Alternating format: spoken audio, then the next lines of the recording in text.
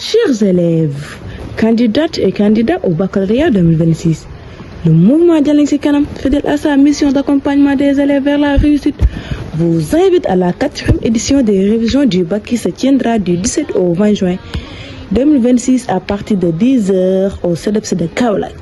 Voici le calendrier détaillé des sections. Le 17 juin à 10h, français. Le 18 juin à 10h, anglais. Le 19 juin à 10h, histoire et géographie. Et enfin, le 20 juin à 10h, philosophie. Notez bien, la participation à l'ensemble des sections est fixée à 1000 francs seulement par LR.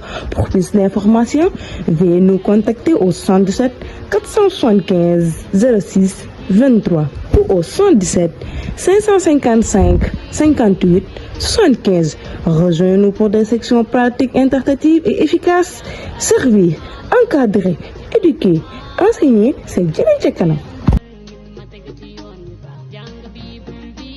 xam-xam a ngi ci biir wuute xam-xam jaana démb ci yoneen ba moo ko